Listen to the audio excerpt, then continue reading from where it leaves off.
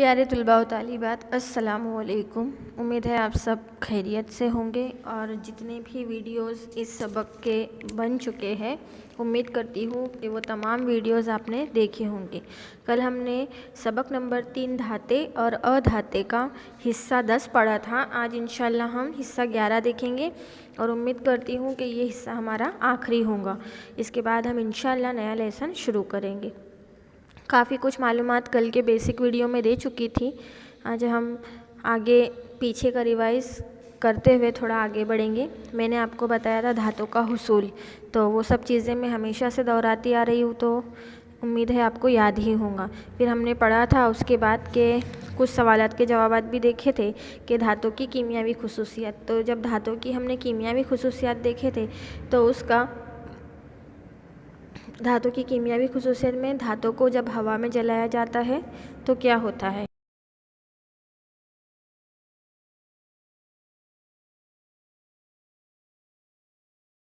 तो हम तेज़ाब के साथ तामुल कराते हैं तो उसका अमल क्या होता है। तो इस तरीके से उनकी कीमियावी खुसूसियत से 4 तरीक़ों से उसको जांचा गया था।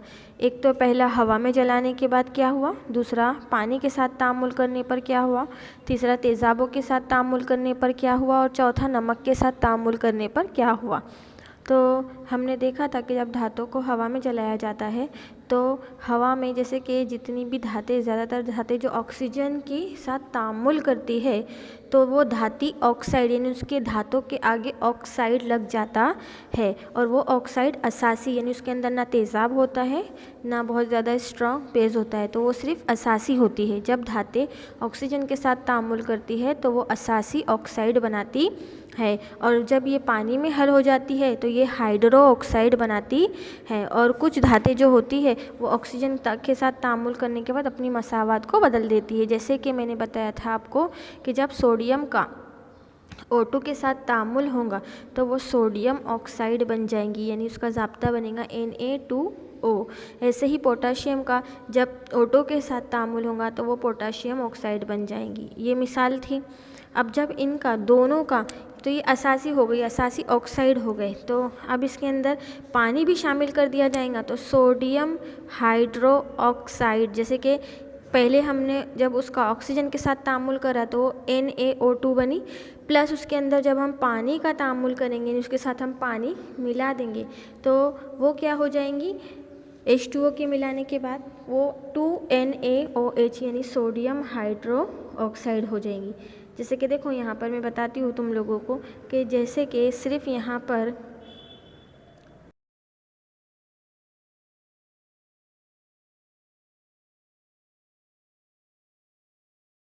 होता है तो ये बनती है Na2O, ये बनी।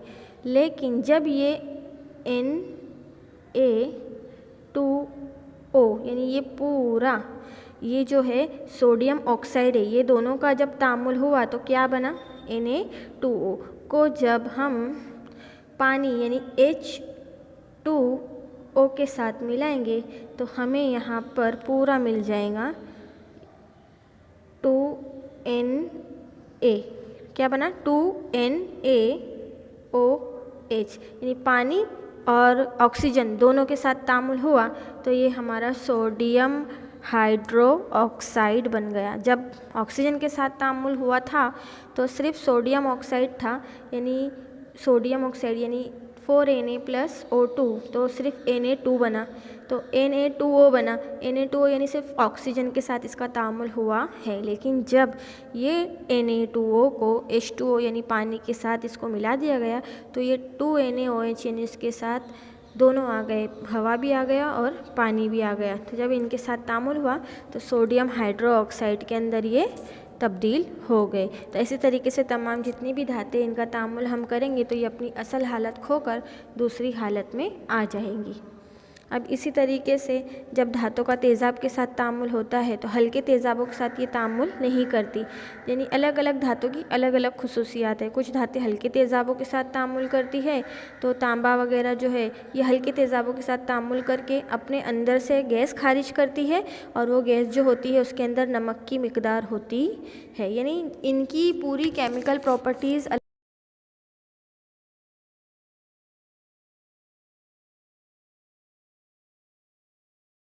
दस्तयाब होती है उनको जब हम किसी और के साथ तामुल कराते हैं तो तामुल कराने के बाद क्या होता है, ये तेज़ाबों के साथ तामुल तो नहीं करती, लेकिन जो सिर्फ तांबा है वो ज़्यादातर हल्के तेज़ाब के साथ तामुल करता है। सब धातें तामुल नहीं करेंगी, सिर्फ जो तांबा है वो तामुल करके क्या करता है, एक गैस खारिज करता है और खारिज करने के बाद उसका जो पानी बचता है उसमें नमक की मिकदार पाई जाती है। अब दूसरी धातें जो थी ये नमक के साथ तामुल करती है, तो क्या होता है, ज़्यादा धातें दूसरी धातों के मुरक्कबात के महलूल से धातों को इलाहिदा कर देती है और ये जो तहरीक होती है ये हटाव की तहरीक होती है।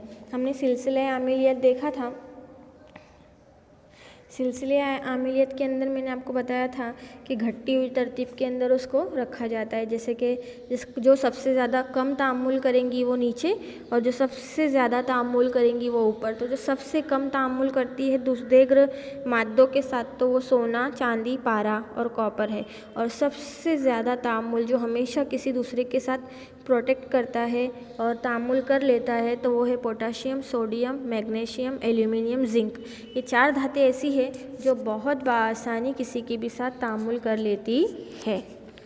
अब देखो यहाँ पर था आयनी मुरक्कबात की खुसूसियत, तो मैंने शक्ल के ज़रिए तुमको समझाने की कोशिश की है कि आयनी मुरक्कबात क्या होता है।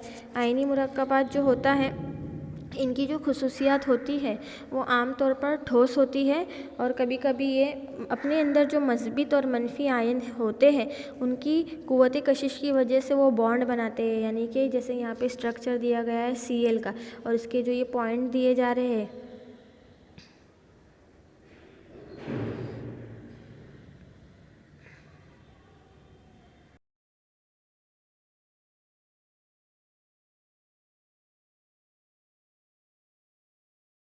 ये नुकात के अंदर जैसे ये है, तो जैसे इलेक्ट्रॉन, प्रोटॉन और न्यूट्रॉन 3 तादाद है ना, इलेक्ट्रॉन, प्रोटॉन और न्यूट्रॉन। तो इलेक्ट्रॉन की तादाद की इसके कितने इलेक्ट्रॉन है, इसकी मदार के 2 है।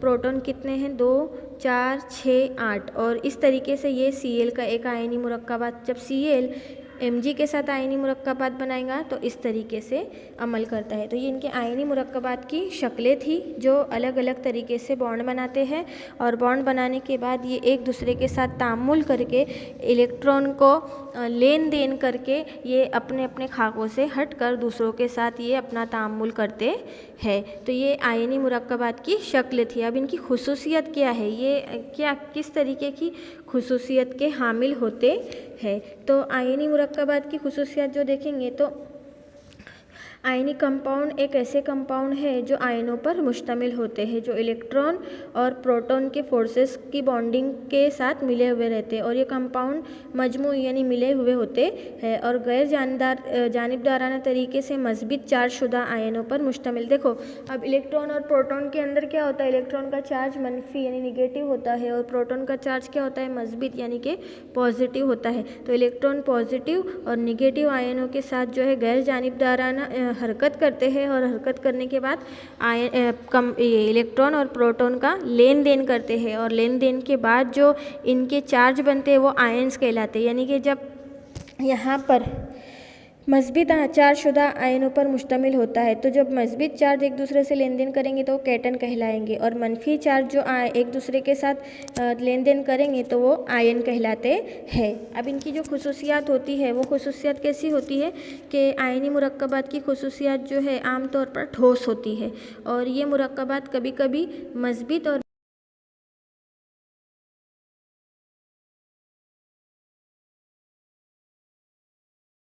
जब दोनों का मुकाबला एक साथ होगा तो वो क्या करते हैं, आपस में कुव्वत कशिश सिकल को पैदा करते हैं और कुव्वत कशिश सिकल को पैदा करेंगे तो उनके दरमियान एक मजबूत कुव्वत कशिश सिकल पैदा होती है जिसकी वजह से वो सख्त हो जाते हैं और यानी कि ठोस हो जाते हैं और आयनी मुरक्कबात को जब हम दबाने पर छोटे छोटे टुकड़ों में टूट जाते हैं, यानी उसको अगर हम तोड़ना चाहे तो वो टूट भी सकते हैं। तो ये एक पहली खुसूसियात हो गई कि जब आयनी मुरक्कबात मनफी और मस्बित दोनों मिलेंगे तो ठोस हो जाएंगे और उनमें कुव्वत कशिश सिकल पैदा होंगी।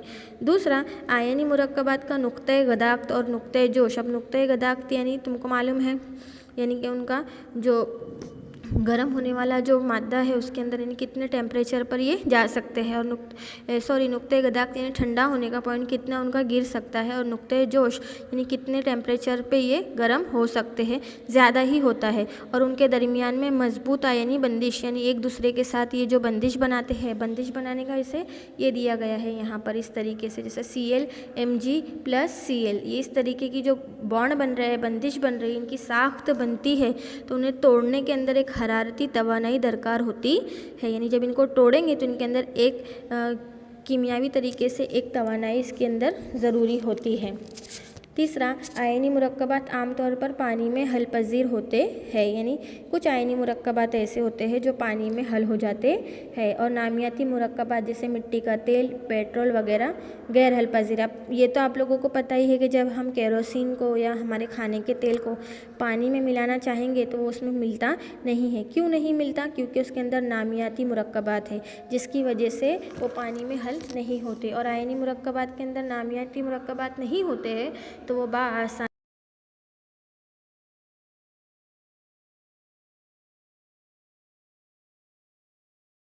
से गुजार सकते हैं, यानी उसकी बर्क पाशिदगी इसमें से करंट निकलने का अमल जो है वो बहुत तेज़ी से होता है।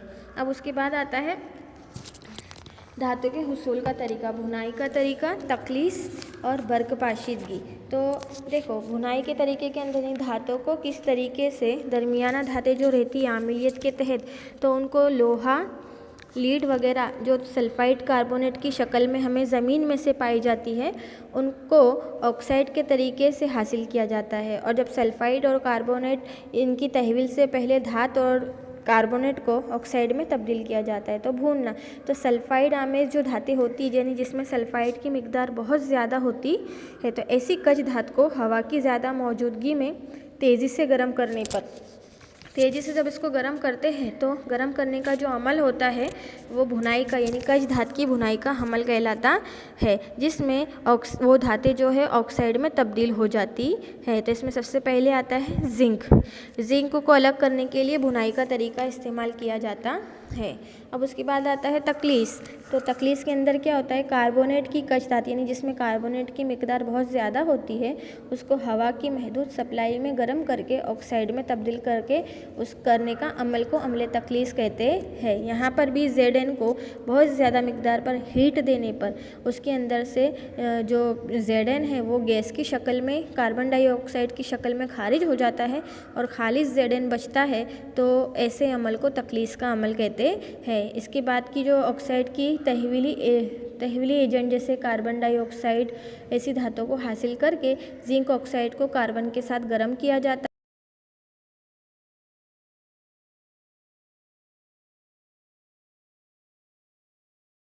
देखा भुनाई का और तकलीस का। अब इसके अंदर आता है बर्क पाशीदगी। अब बर्क का मतलब तो आप समझ गए कि करंट के ज़रिए अलग करना। इन धातें, कुछ धातें ऐसी होती है जिसे इलेक्ट्रोलाइट प्योरीफाइंग कहते हैं। जैसे बहुत सी ऐसी धातें हैं जो जैसे कि कॉपर, जिंक, टिन, निकल, सिल्वर, सोना, चांदी, ऐसी बर्क पाशी के तरीके से इसको खालिस हालत में लाया जा सकता है। और गैर खालिस धात एनोड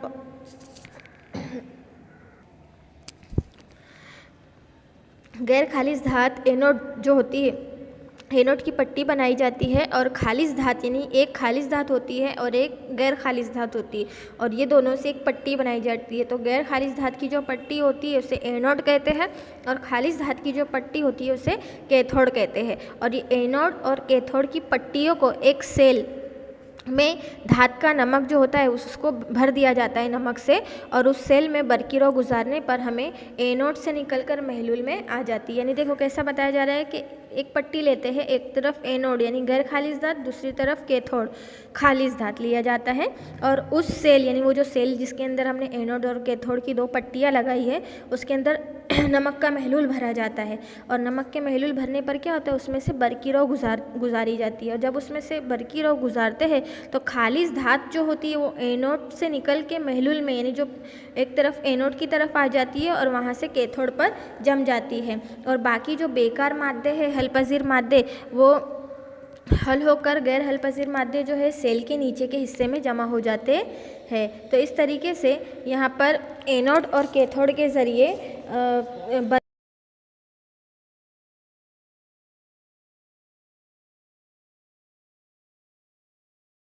के अंदर दो सेल यानी दो पट्टी को इस तरीके से रखकर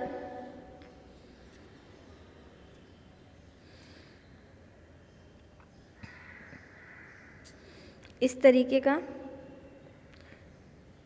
तरीके का जार है और ये जार में एक तरफ एनोड की पट्टी लगाई जाती है, एक तरफ कैथोड की पट्टी लगाई जाती है। अब एनोड और कैथोड, अब इसके अंदर से इसमें नमक भी भरा रहता है और नमक भरने के बाद क्या होता है कि इसके अंदर जब धातें डाली जाती है तो दीर्घ धातें हैं एनोड और कैथोड, तो जो ऐसी धातें हैं जो नमक के महलूल के अंदर मिलाकर सेल बरकी रो गुजारने के बाद यानी यहाँ से उसके अंदर एक बरकी रो का अमल गुजारा जाता है और इस सेल के ऊपर यानी कि इस तरीके से बरकी रो हमने इसके अंदर से गुजारा।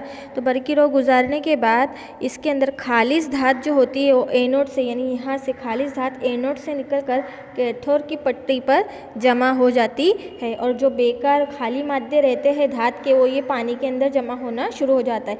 तो हमें यहाँ पर यानी कैथोड पर खालिज धात हासिल हो जाती है। तो इस तरीके से एनोड और कैथोड के ज़रिए हम धातों को खालिज कर सकते हैं और इसे बर्क पाशीदगी का तरीका कहते हैं।